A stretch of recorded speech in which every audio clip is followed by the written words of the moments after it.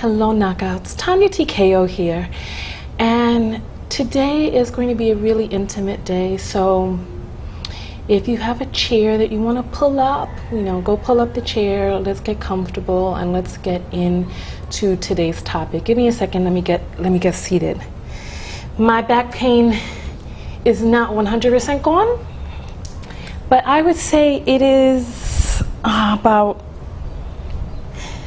I would say it's about 95% gone, and the remaining part, it's very interesting because part of what made me decide to do the video today is my back pain. And in today's video we're going to talk about heritage, we're going to talk about some black issues, we're going to talk about some weight issues, some fear issues, we're going to talk about money issues, we're going to talk about life paths, and we're going to discuss the real reason why I miss my mother so much, and it's not what you think. So let me just give this as a disclaimer. There's somebody out there who needs this message. There's someone who needed this message yesterday, but I didn't have the courage to come forward yesterday, and I was really trying to get away from it. And remember in the last video how some of my back pain went away when I got all of that stuff off of my chest, right? Today we're going to be talking about some stuff that I've never told you before, that I've never told anybody, and some things that I didn't even admit to myself. So we're going to be doing some firsts. I'm going to really be opening up, and I don't know how long the video is going to be. If you have some cleaning that you need to do or workout that you need to do, let's get started into that now. Me personally, I'm going to be doing my hair during the video. I washed it and I'm just going to start setting it. There was someone who needed the message yesterday. Spirit told me to make the message. My intuition, my guides, it was urging me to make the message yesterday, and I really didn't want to. And some more of my back pain came back. I was like, what on earth is going on? And then even this morning, I was like, I'm not going to make this video. I was like, a lot of this stuff is really nobody's business. And it wasn't until I started putting on my makeup. Yeah, I have on some little bits of makeup today. It wasn't until I started putting on my makeup and actually decided that I was going to make the video that some of the back pain started lessening away. If I could start out by saying anything to anyone out there, sometimes there are little things that are bothering us. The subconscious does not sleep, and it doesn't have a sense of humor, and sometimes there are things that are bothering us that we may not know are bothering us, and speaking your truth may help to get you in alignment. Me personally, I think that a lot of the problems that we black women face are part of the reason that so many of us have fibroid tumors. I think that there's a lot that we hold inside, and there's a lot of sexual dysfunction and a lot of pain and a lot of abuses that go on in the black community, in many different communities, but especially with all of the weight and burdens that we have as black women. I think that that's part of the reason that we get fibroid tumors at such a multiplied rate. And so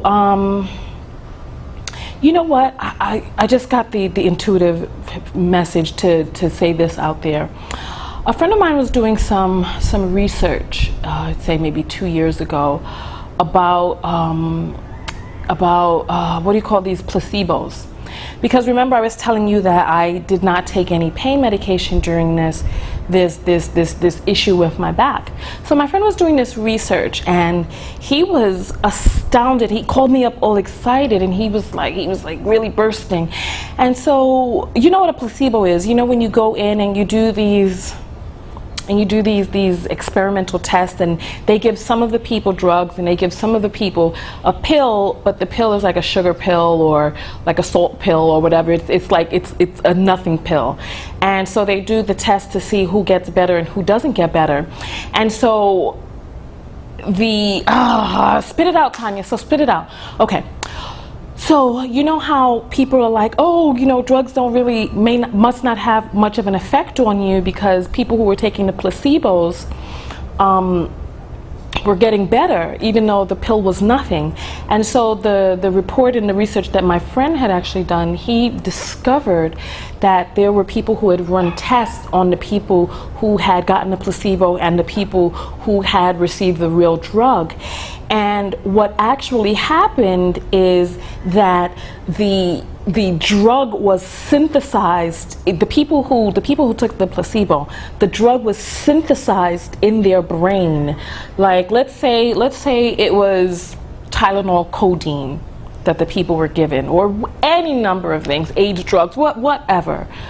So the people who were given a placebo, they ran tests on the people who had gotten the real drug, and they ran the test on the people who had gotten the placebo, and what they found out is the same chemical that existed in the people who had gotten the real drug existed in the people who had gotten the placebo, because their brain created and manufactured that drug inside their body. And so it's not that they took a fake pill and they got better because, well, I guess you could say because their mind, you know, told them, their mind created a way for them to actually get the real life benefit of that particular thing. So my purpose in telling that story is that there's a lot going on in this human existence that we may not be aware of. The human body is an amazing machine. Our subconscious mind doesn't sleep, and there could be little things that are weighing in on you, things that happened years, decades, scores, I would say centuries, but none of us, those days are gone, that we're living centuries. But there are things that happened long ago that could be weighing on us. And so I encourage you to speak your truth and see in what ways that helps. Okay? So let's talk about my truth. And I'm ashamed to admit this. I'm ashamed to admit this, but I'm ashamed of my past. I don't want to say my past. I'm ashamed of my background. I'm ashamed of not where it is that I come from. But let's talk about it. Maybe you can tell me what the word is. But since I have had this pain, and you know what, and I'm so lucky that I didn't take pain medication, and that I spent each day, you know, with this pain, because the pain actually, the pain became a life lesson for me.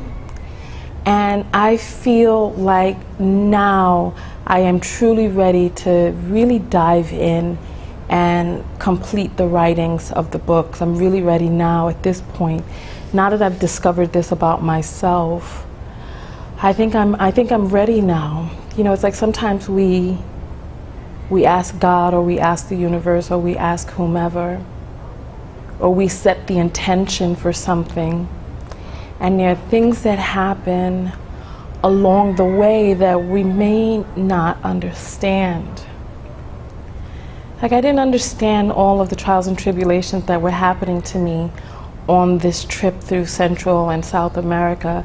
I didn't understand those things, and when this back pain came, I didn't understand that either, until I started realizing, because like my back pain,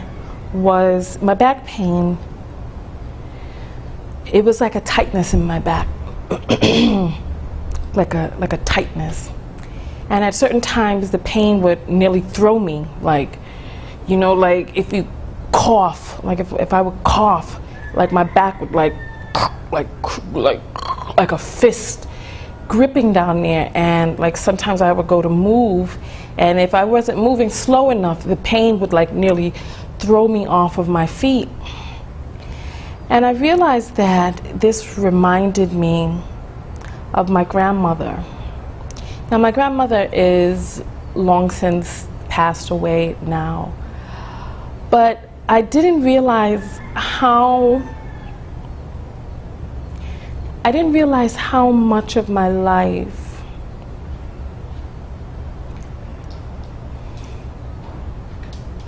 this is very difficult for me to say out loud, so please forgive me.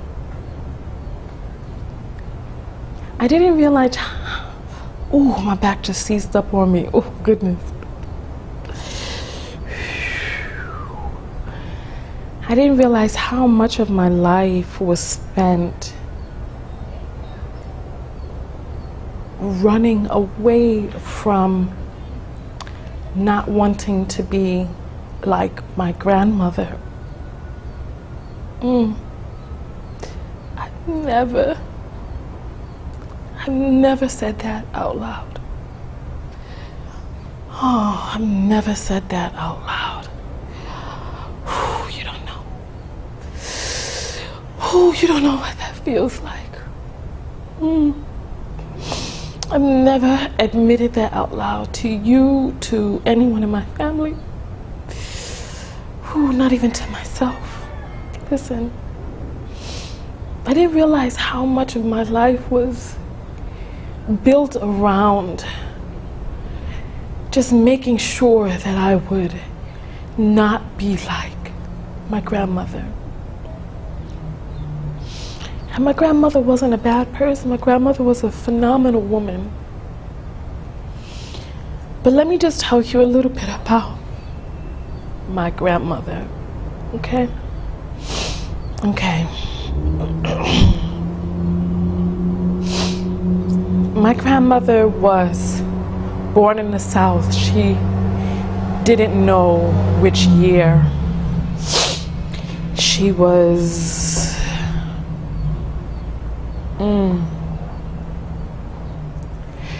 My grandmother was born in the South, and she didn't know which year she was born, and she didn't know her mother.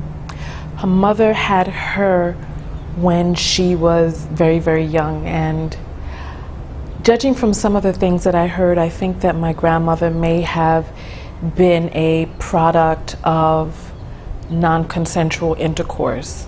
I don't know, but she lived in the rural South, and I remember when I discovered that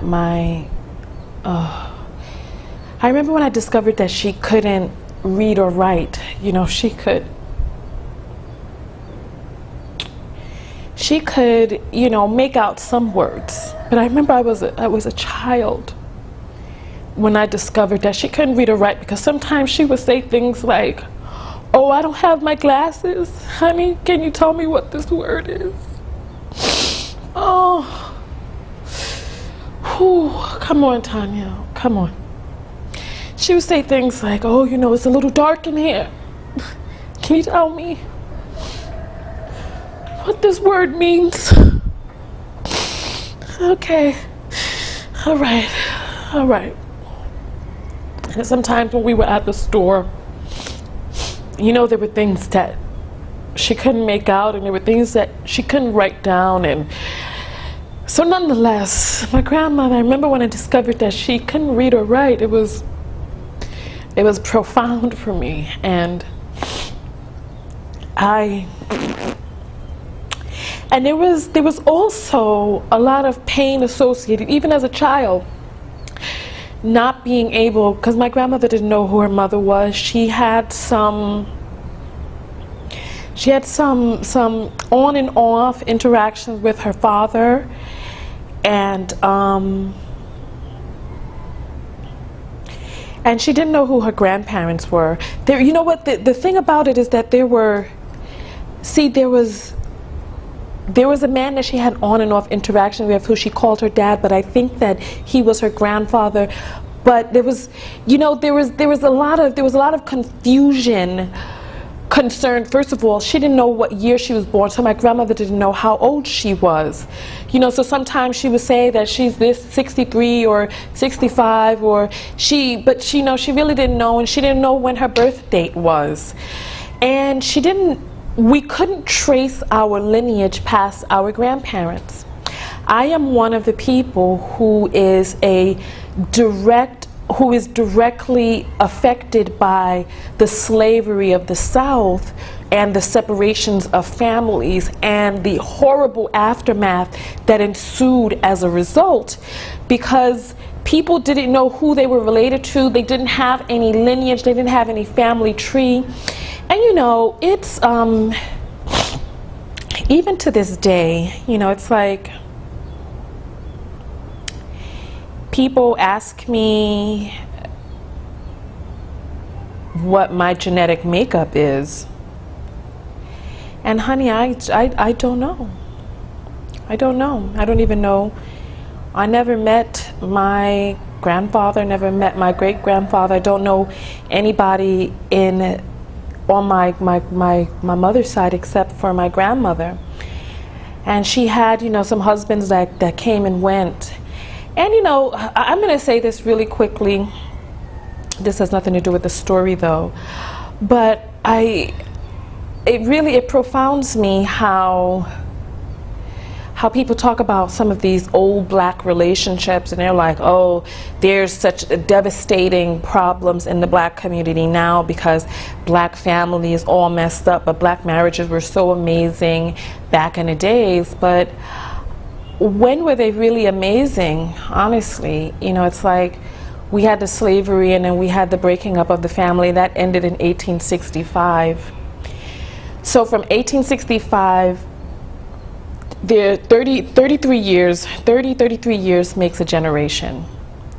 So from 1865 to 1965, when Jim Crow ended, we're talking about 3 generations of people. And the relationships that my grandmother were in, there was a disconnect from all of the hurt and pain that existed in the black community, from one man having multiple children, multiple families here and there, and you know, the whole pain of the black community and all of that. So I don't know when people were talking about, oh, things used to be so much better.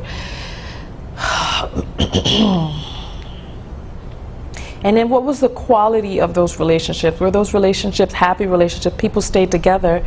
Were they happy? Anyway, let me get back to the story. So nonetheless,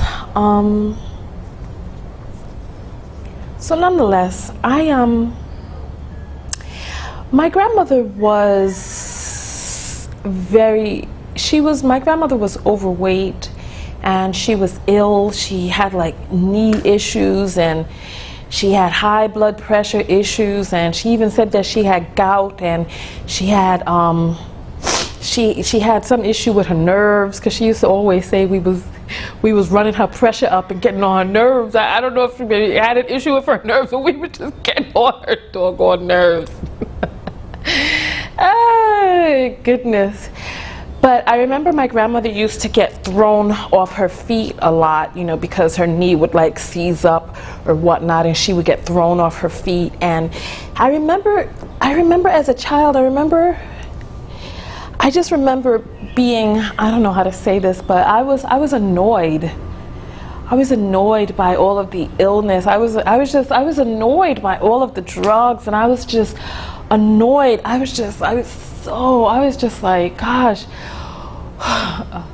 I don't want to say why can't I have a normal grandmother, because that's all that I knew.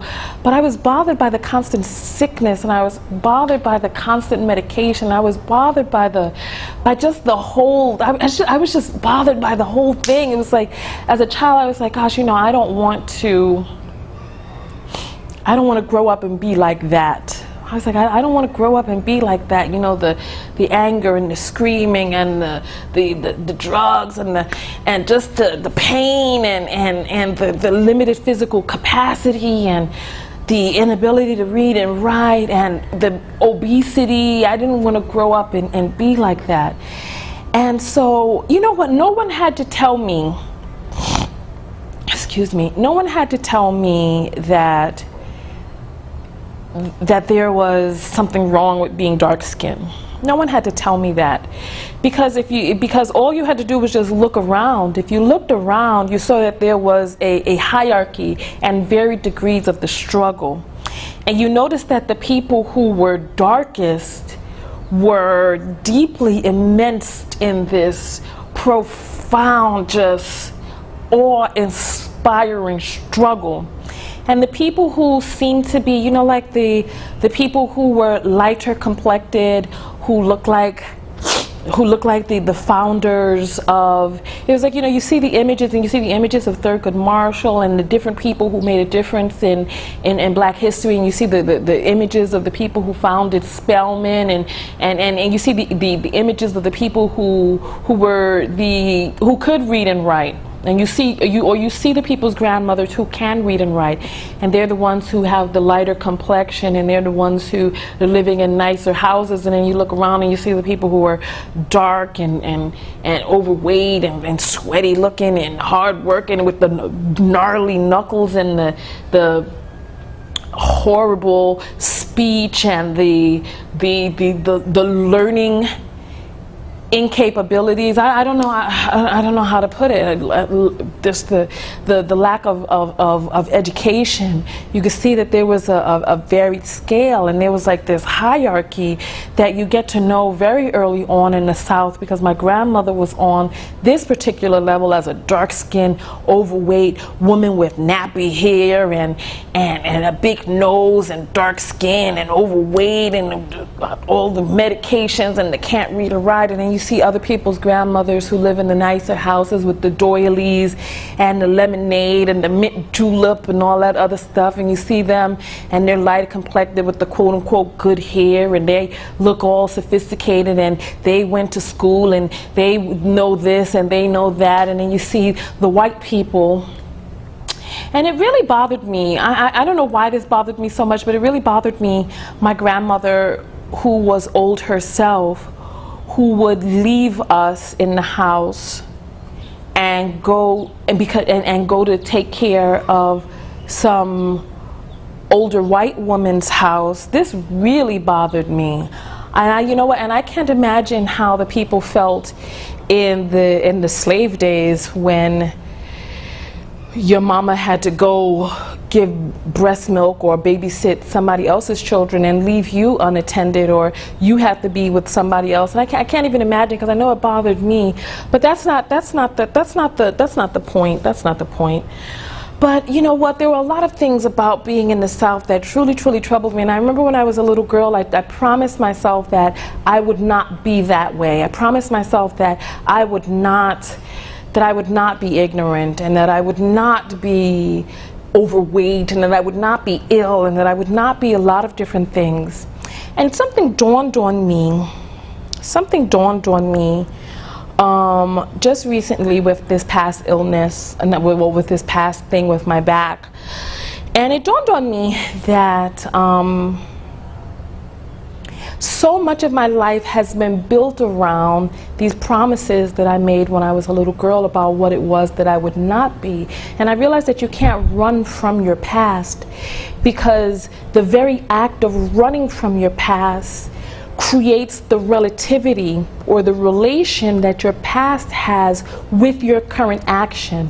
So the fact that you're running from your past keeps your past attached to you, because it is your past that you are running from. So it just stays behind you like a parachute. They're open. As you try to run from it, it gets dragged along with you. And I have to figure out something that I need to do with the way that I feel about my past, my heritage, my background, whatever it is that you want to call it, right? Whatever it is that you want to call it.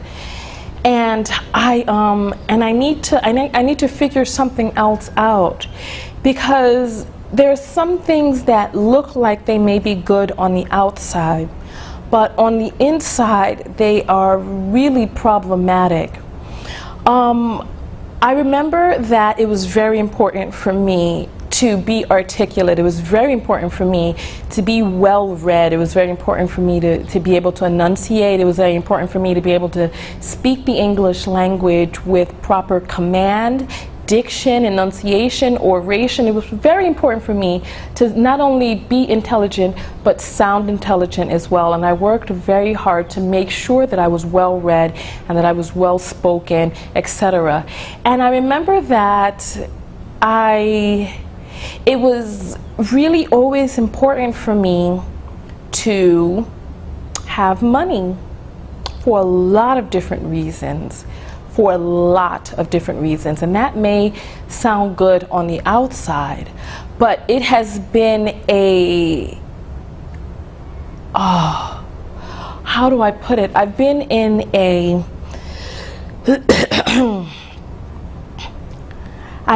a prison of this. I feel like I've been held in captivity by this standard.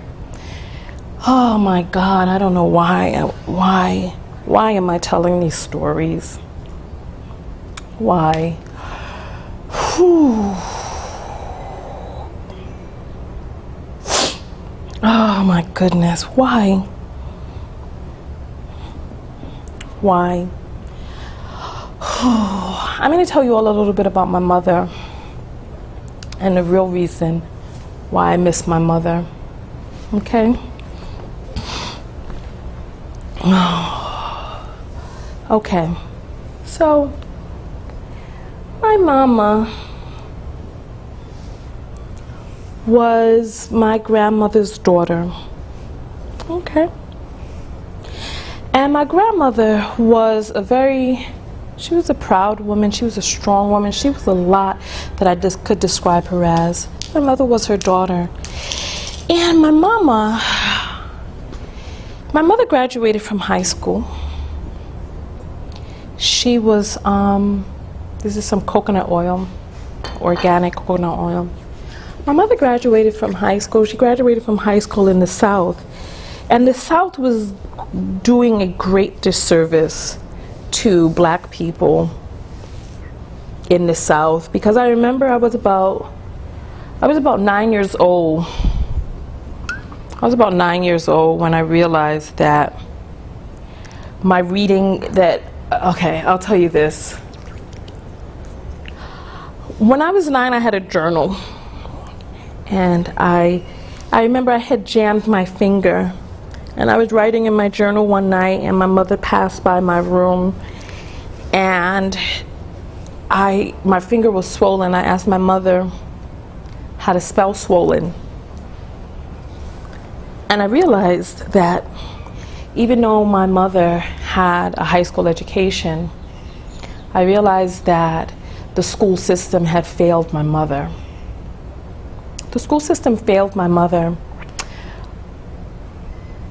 And then I started noticing, this is so painful.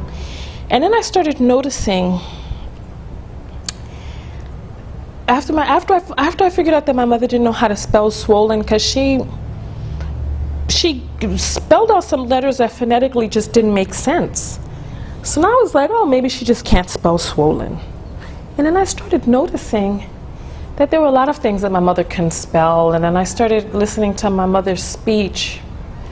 And I realized that my mother wasn't the most intelligent sounding person. I don't know how else to put it.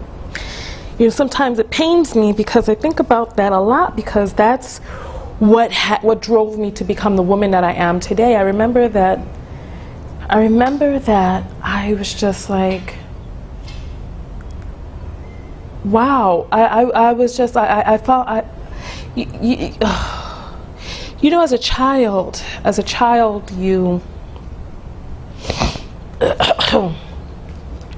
don't have the same rationale as an adult, or that you get as an adult.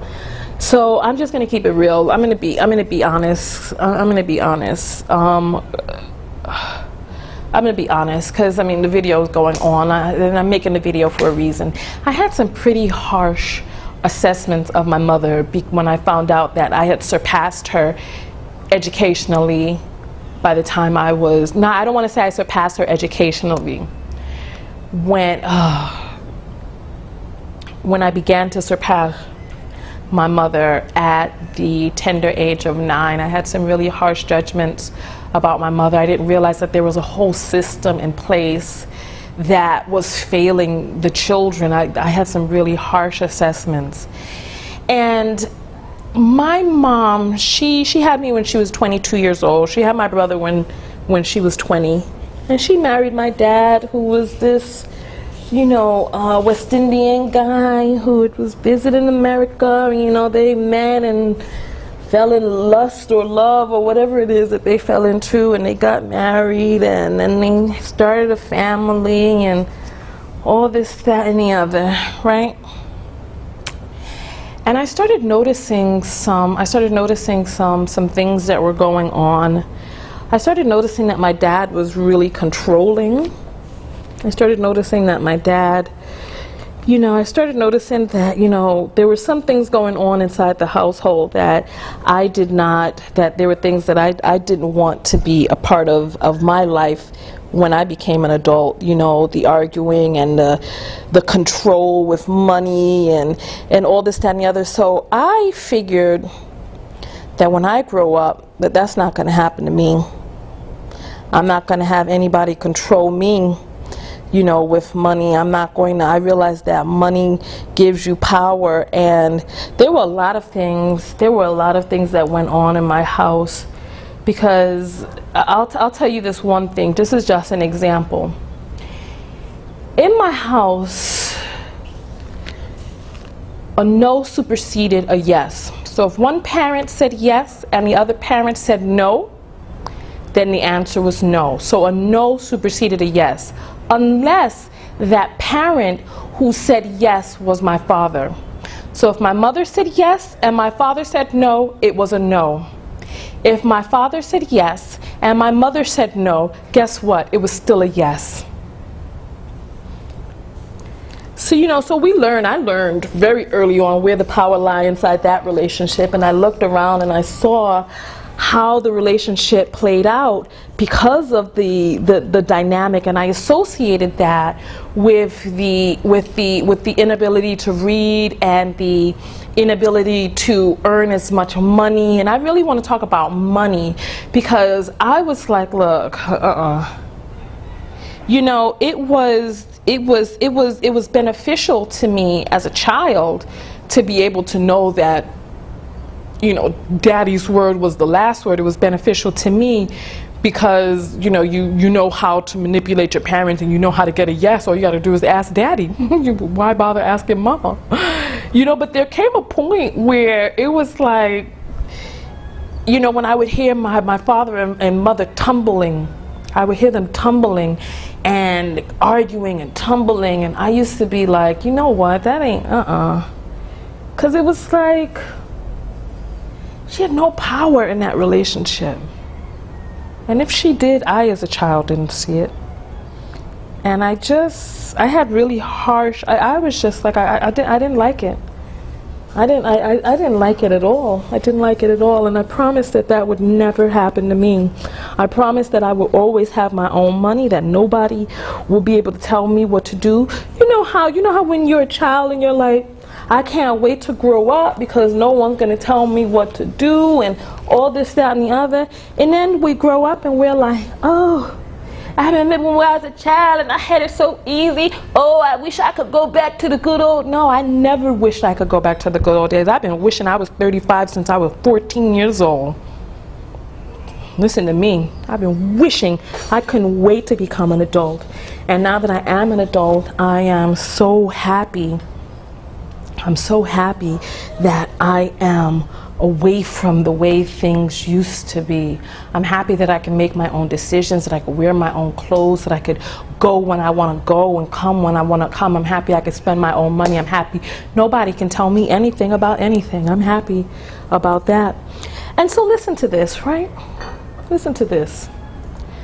My whole life, there's a caveat.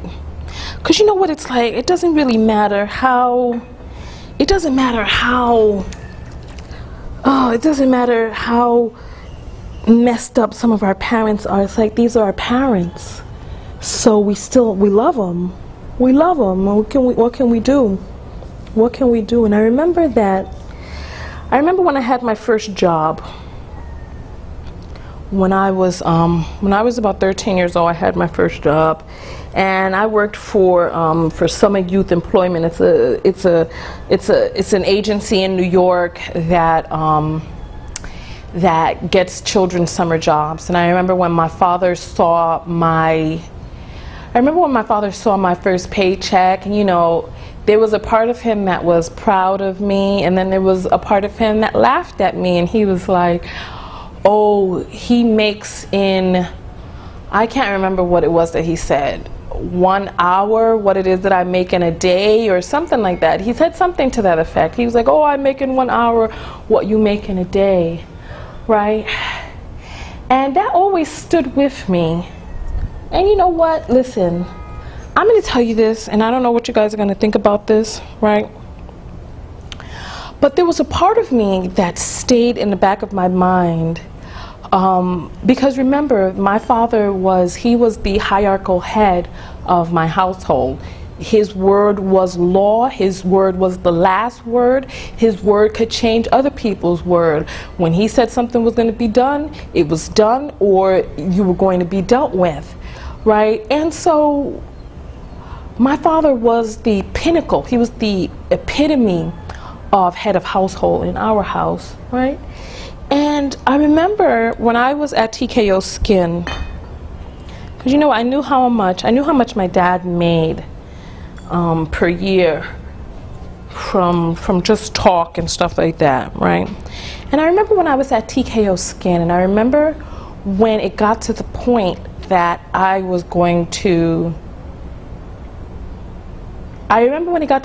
I had surpassed my father income-wise. And there was something about that was very uncomfortable for me, and I don't know why. And it was something that stayed in the back of my soul, because there was a part of me that, don't ask me why, but I didn't want to earn more than my father. I don't know why. And it's like, this just, I don't know if this has ever happened to anybody else out there, but there was a part of me that didn't want to earn more than him, and that I was like, I have